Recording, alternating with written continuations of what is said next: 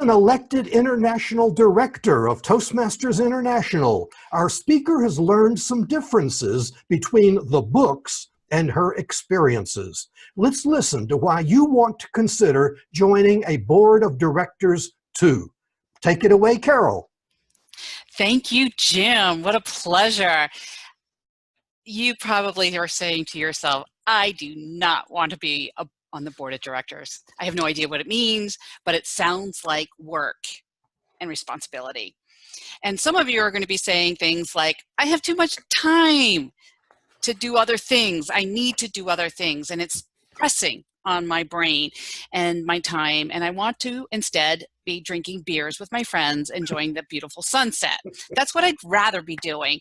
And I can think of many things that we might say I would rather be doing. But let me explain why you want to be on the board of directors somewhere to learn some new skills. The first thing is it gives you an opportunity to be creative. We have some really creative folks on this listening in session, and I know you want to have new avenues for your creativity. The second thing is this allows us to be strategic in nature. We go from idea to planning to action.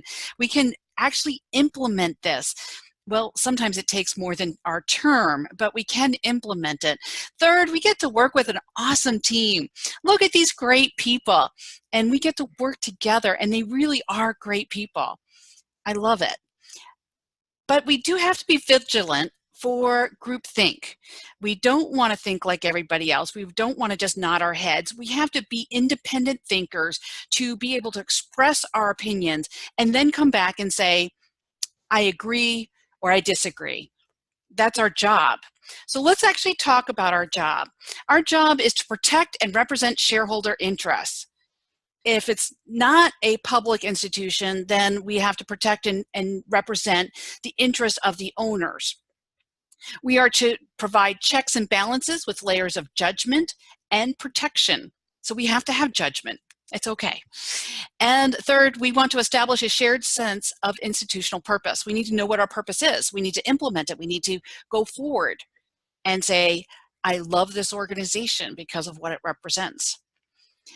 We have a number of objectives. The first thing is that we must be in charge, in some respects, of the management team. We're not implementing and being the management team. We are simply selecting, encouraging, advising, and evaluating and compensating our management team, such as the CEO. Our job is also to approve the strategy and the direction in which our management proposes to take the company. They may propose something, or we can propose something to them for them to implement. We need to monitor performance and the way in which the management operates the corporate business. And we need to stay focused on our policies, the articles of incorporation, to ensure that we are not in violation of those policies. Now, there are many different types of boards, and they have changed significantly over the time. As we look in the history, our history has transformed it, especially around the year 2001, 2003. Some of you may remember a couple organizations that really struggled with ethics. And our laws, particularly in the United States, but in many parts of the world, transformed because of it. Now, different types of boards could include public versus private, small, medium, or large. Large could be greater than 11 people on the board. It could be statutory or advisory. You don't make a lot of money. Don't expect it. I'm on a volunteer board. There are some boards, though, that will be sizable in the payment. I say sizable. It's considered a part-time job. All right, I talked about this already, but your board sizes will vary. Ours is one of the larger ones. All right, there are a number of committees that you must be involved with. It's not just going to board meetings.